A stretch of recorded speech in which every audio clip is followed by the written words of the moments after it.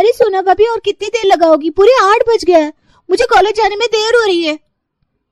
अरे सोना, मेरी एक जुराब किधर है? यहाँ एक ही दिख रही है। अरे रश्मि बहू, जरा घड़ी में टाइम भी तो देखो, पूरा 1 घंटा हो गया है उठे हुए, न चाय है न पानी है, जाने किस काम में लगे हुई है दोनों। तभी किचन में से दोनों के हंसने की आवाज आती है। सही कहती हो दीदी आप, चाहे कितना भी काम कर लो, लेकिन इन लोगों को कभी भी बहुओं का काम समझ में नहीं आता। अभी सिर्फ 2 मिनट आवाज नहीं दी है हम लोग, उसी में पूरे घर में तहलका समझ गया है।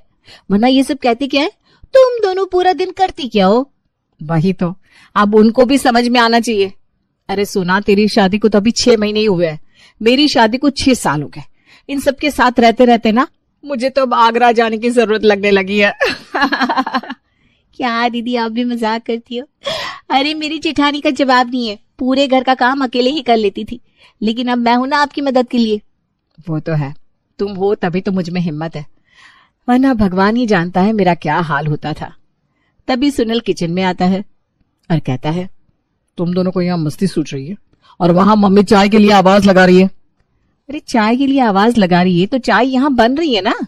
आपको क्या है, सिर्फ सुबह उठकर तैयार होना है और हमें पूरे घर को तैयार करना है। दोनों फिर जोर जोर से हंसने लगते हैं और सुनील हाथ झटकते हुए चला जाता है। तभी रश्मि सास के लिए चाय लेकर पहुंचती है। अकेली चाय? अरे भैया, पूरे 8:30 बज गए, अभी तक सिर्फ चाय ही बन पाई। अरे चाय के साथ थोड़े ब्रेड पकोड़े भजिए ना हो तो मजा नहीं आता। हाँ मम्मी जी, आपकी बात सही है, लेकिन उसके लिए थोड़ा सब्र तो करना पड़ेगा ना। इधर हमारे पतिदेव को ऑफिस जाना है, देवर जी को ऑफिस जाना है, और हमारी प्यारी ननद को भी कॉलेज जाना है। अब एक साथ सभी का काम तो पॉसिबल नहीं है। और ठंड आप देख रही हैं कितनी है, हाथ पैर काम ही नहीं कर रहे। तुम लोगों के हाथ पैर काम नहीं करते और हम लोग अपने जमाने में इतना काम करके रख देते थे। तभी सोना पीछे से आती है। तो मम्मी जी, इसी बात पर बैठे बैठे आप जरा ये मटर छील दीजिए ना, अभी बढ़िया गर्मा गर्म मटर के समोसे बनाकर लाती हूँ आपके लिए। अरे मेरी नजर कहाँ काम करती है, अब इस मटर में कहीं कीड़ा वगैरह चला गया तो फिर ठीक नहीं रहेगा ना। और तुम दोनों का क्या होगा, तुम दोनों मिलकर छीन लो। काम के ना काज के, दुश्मन अनाज के। सबको इस घर में बस ज्ञान देने की आदत है, किसी की कोई हेल्प नहीं मिलती। लेकिन ज्ञान, आहा, ज्ञान देने में तो सब श्री श्री 1008 शंकराचार्य जी महाराज को भी मात देते। थोड़ी देर बाद रश्मि बाथरूम में जाकर देखती है कपड़ों का बहुत बड़ा ढेर लगा हुआ है। ये भगवान, कल ही तो 2 टब भरकर कपड़े धोए थे, आज फिर से इतने सारे कपड़े। तभी पीछे से ससुर जी की आवाज आती है। अब बहू, जब परिवार बड़ा है तो कपड़े तो होंगे ना। जी पापा जी, लेकिन परिवार में जब सब है तो सबको सोचना चाहिए ना। देखा, अभी वही तो कह रही थी, ज्ञान देने में सब 1 नंबर के उस्ताद है। तभी थोड़ी देर में फिर बर्तन वाली बाई शीला काम करने आती है। अरे क्या भाभी जी, इतना बर्तन?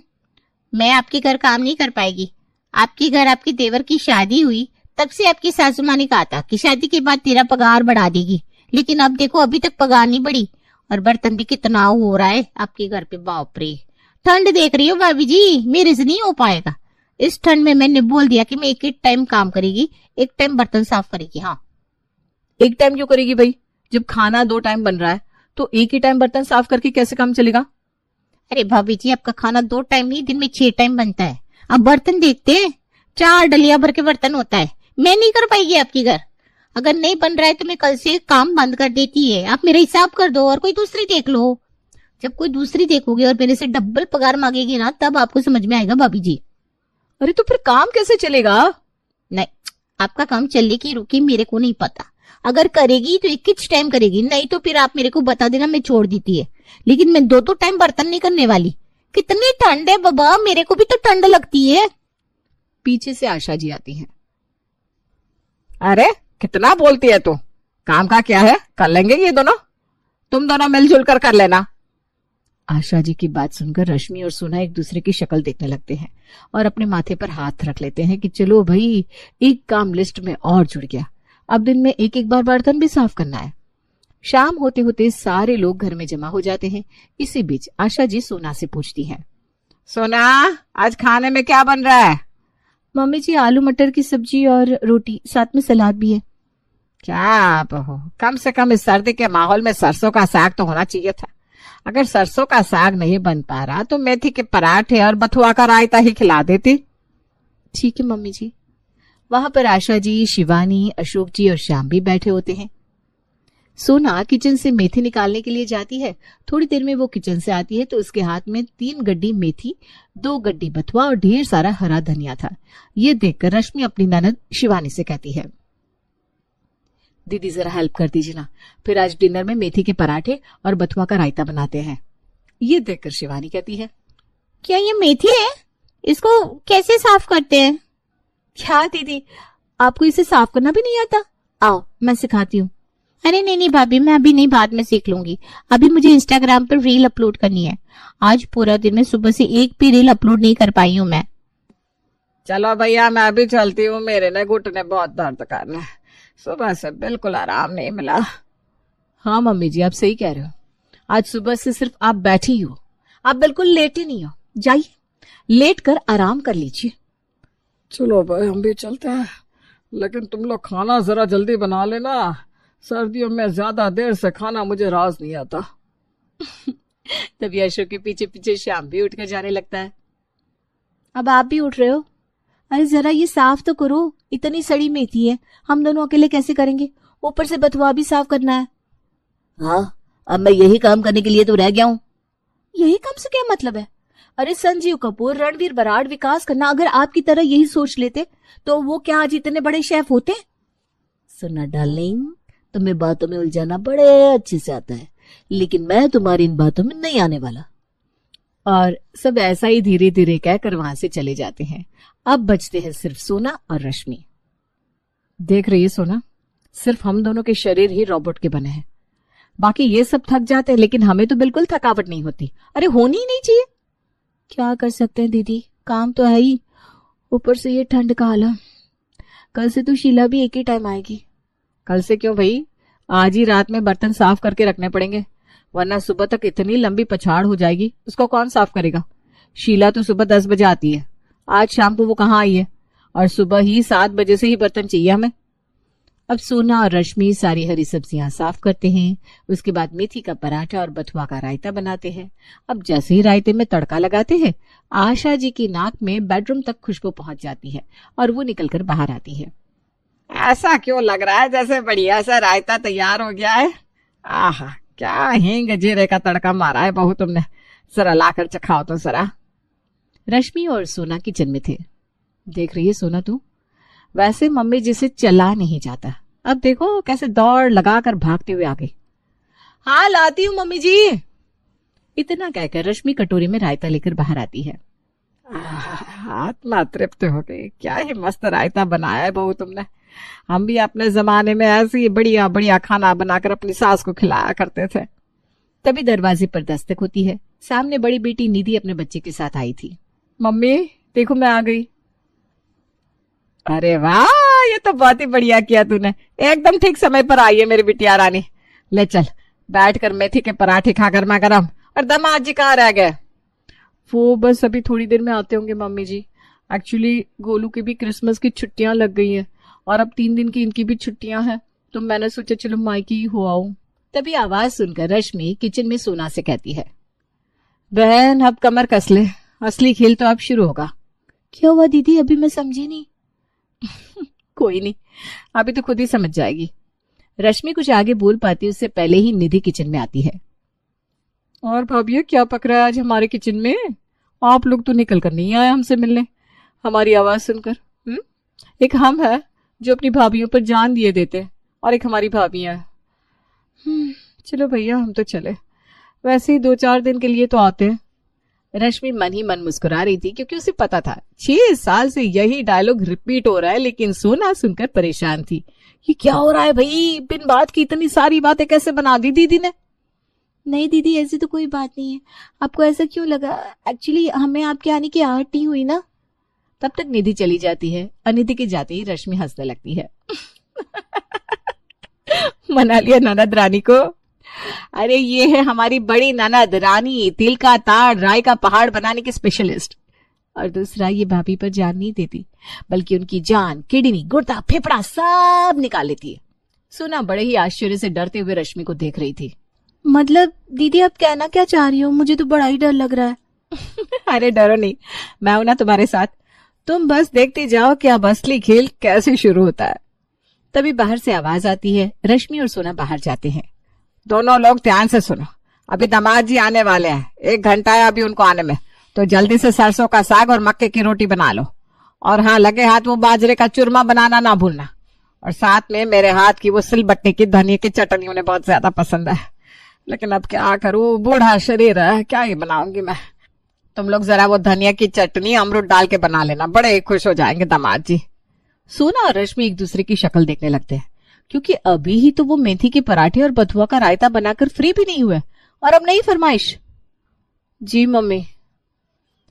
दोनों किचन में घुस जाते हैं। तभी निधि किचन में आती है।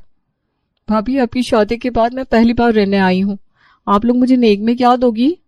आपको जो अच्छा लगे। सोना इतना कह पाती है, तब तक रश्मि नीचे से उसे लात मार देती है। अच्छा भाभी, तो वो जो हैंडबैग आप अपनी शादी में लाई थी वो मुझे बहुत अच्छा लगा था, और वो ब्लू वाली साड़ी भी मुझे चाहिए, वो पहनकर तो मैं किसी और की परी से कम नहीं लगूंगी। वैसे भी ना वो आपके ऊपर कुछ ज्यादा खास भी नहीं लग रही है। सोना उसका मुंह देखती रह जाती है, और रश्मि नीचे सर करके हंस रही थी, और निधि चली जाती है। दीदी, क्या अजीब औरत है ये। वो ब्लू साड़ी मेरी नानी ने मुझे दी है, वो मैं कैसे दे सकती हूँ? ऊपर से कह रही है तुम्हारे ऊपर अच्छी नहीं लगती, मैं नहीं दूंगी उनको वो साड़ी। अरे अभी उनका तुरुप का इक्का फेंकना बाकी है, तुम उसमें फंसे बिना रह नहीं सकोगी। सुन बेबी। खाने के टेबल पर। खाना तो काफी बढ़िया है, आप दोनों के हाथों में जादू है, जादू। इतना टेस्टी साग पहली बार खाया मैंने। तभी निधि नीचे से नितिन को लात मारती है, लेकिन वो गोलू को लग जाती है। क्या मम्मी, आप इतने जोर से पैर क्यों मार रही हो? अरे बेटा, वो गलती से लग गया। लेकिन आशा, सोना और रश्मि समझ जाते हैं। आप कहना क्या चाहते हो दामाद जी? मेरी निधि अच्छा खाना नहीं बनाती? अरे उनको साग का आनंद लेने दो। क्या तुम भी आशा यही टेबल पर एकता कपूर का डेली सूप शुरू कर देती हो? सब हंसने लगते हैं। मम्मी, मैं वो आपको बताना भूल गई थी, मैं ना आज शाम की शादी के बाद पहली बार घर आई हूँ, तो सोना भाभी मुझे वो हैंडबैग और ब्लू वाली साड़ी दे रही है गिफ्ट में। कहाँ है वो साड़ी भाभी, निकाल कर लाओ ना, मुझे जरा नितिन को भी दिखाना है। ये सुनकर सोना के पैरों तले जैसे जमीन खिसक गई। अरे मैंने इनको कब बोला कि मैं इनको वो साड़ी और बैग दे रही हूँ? सोना को मजबूरी में लेने के लिए रूम में जाना पड़ता है। तभी रश्मि भी उसके पीछे हो लेती है। देखा ना ननद रानी का तुरुप का इक्का, इन्होंने सबके सामने कहा, इसलिए तुम मना भी नहीं कर पाई। हाँ, अब मैं समझ गई आपकी बात, लेकिन भाभी मुझे अपनी नई साड़ी देने का बिल्कुल भी मन नहीं है। ऊपर से वो मेरी नानी माँ की निशानी है, और जब मैं अपनी शादी में सबके लिए गिफ्ट लाई थी तो फिर ये कौन सा नया निकला। अब तुम इसके लिए परेशान ना हो, ये मेरे पर छोड़ दो कि कैसे हैंडल करना है, मुझे पता है। तभी हॉल से आवाज आती है। अरे कहाँ रह गए आप लोग? भाभी, मेरी भी थाली लगा दो, बड़े जोर की भूख लगी है। देखो, मैं इसी का कह रही थी और फरमान आ भी गया। लाओ, तुम ये साड़ी मेरे हाथ में पकड़ाओ और आगे चलो। सोना आगे जाकर खाना परोसने लगती है। रश्मि पीछे से साड़ी लेकर आती है। लो जी दीदी, आपकी साड़ी। हाँ हाँ, वहां रख दो, अभी मैं खाना खा लूं, आप ना जल्दी से रोटियां लाओ। अब दोनों मेहमान नवाजी में लग जाती हैं, और निधि भी साड़ी वहीं रखकर भूल जाती है। सब खाना खाकर अपने अपने रूम में रजाई में घुस जाते हैं, और शुरू होता है बातों का दौर। लेकिन दोनों बहुएं तो किचन में ही लगी हुई थी। दीदी, बर्तन देख रही हो? हाँ सोना, मैं भी बर्तन ही देख रही हूँ, कितनी देर में साफ करेंगी ये? दीदी, करना तो है ही, चलो शुरू करते हैं। हाँ चलो। दोनों बर्तन मांजना शुरू करते हैं और पूरा 1 घंटा लगाकर बर्तन साफ करते हैं। उसके बाद किचन साफ करके फ्री हो रहे थे कि दीदी, बहुत जोर की ठंड लग रही है, अब खाना खाने की हिम्मत तो है ही नहीं, और ना ही अब इतनी रात को भूख लग रही है। एक काम करते हैं, हम दोनों 1-1 कप अदरक वाली चाय पी लेते हैं। सुनो सोना, मैं ना आज तुमको गुरु मंत्र देती हूँ, तुम अभी इस घर में नहीं हो ना। तभी सोना चाय चढ़ाती है और बाहर से आवाज आती है। अरे बहू, चाय बनाने के लिए अदरक कूट रही हो क्या? तो हमारे लिए भी बना लेना, यहाँ सब चाय के इंतजार में ही बैठे हैं। दोनों एक दूसरे की शक्ल देख माथे पर हाथ रखकर हंसने लगते हैं और चाय रेडी करके सबको पिलाती हैं। लेकिन वो साड़ी वहीं हॉल में रखी रह जाती है। अगले दिन ठिठुरती ठंड में पूरा घर सोया हुआ था, लेकिन दोनों बहुएं फिर से उठती है और किचन में अपना काम शुरू कर देती हैं और सबकी चाय पानी में लग जाती हैं। इधर दोनों ननदों ने अपने ढेर कपड़े धोने को दे दिए। शिवानी छोटी भाभी सोना के पास जाती है। भाभी आप कपड़े धो रही हो क्या? हाँ दीदी, धोने ही जा रही हूँ बस। अच्छा भाभी प्लीज आप मेरे ये कपड़े धो देना, मेरे कॉलेज में परसों पार्टी है। और ये व्हाइट वाला ना अलग से धोना, क्योंकि कहीं कोई दाग ना लग जाए। और ये वुलन क्लोथ्स इसी के पानी में धोना। ये सब सुनकर सोना का सर चकराने लगा। एक तो यार वैसे इतनी ठंड लग रही है, ऊपर से ये इतने तरह के कपड़े दे गई जिनको अलग अलग तरह के पानी में धोना पड़ेगा।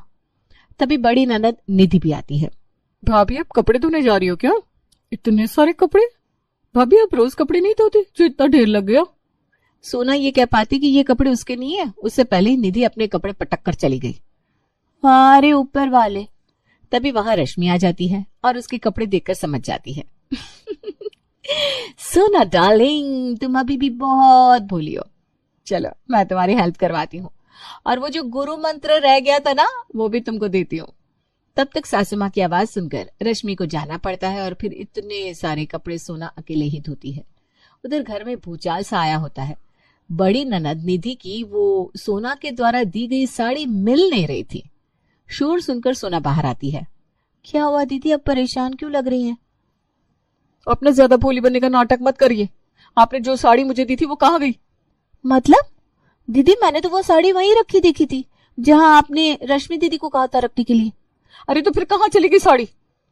थोड़ी देर में शोर शांत हो जाता है और सब वो साड़ी के बारे में भूल जाते हैं। 2 दिन बाद निधि भी अपने ससुराल चली जाती है। फिर रश्मि एक दिन सोना को अपने साथ अपने कमरे में ले जाती है। क्या हुआ दीदी, आप मुझे यहाँ क्यों ले आई? अरे 1 मिनट बैठो तो सही। और फिर सोना को निकालकर उसकी साड़ी देती है। सोना चौंक जाती है। ये क्या दीदी, ये साड़ी आपको पता था, फिर आपने बताया क्यों नहीं? अरे धीरे बोलो, दीवारों के भी कान होते हैं। दोनों हंसने लगते हैं। इस साड़ी को संभाल कर रखो, ये तुम्हारी नानी की निशानी है ना। और हाँ ना कहने की आदत डाल लो सोना, यही इस घर में रहने का गुरु मंत्र है। आप हर एक को खुश नहीं रख सकते, और ऐसे इंसान को तो बिल्कुल भी खुश नहीं करना जिससे आपकी खुशी से कोई फर्क ना पड़ता हो, जिससे आपकी कोई परेशानी का एहसास ना हो, और जो सिर्फ अपने बारे में सोचता हो। ये साड़ी वहां पड़े मैंने देखी थी तो उठा ली, अब उनको वापस नहीं देना, समझी? और फिर ये ठंड का क्या है, ये तो धीरे धीरे चली ही जाएगी।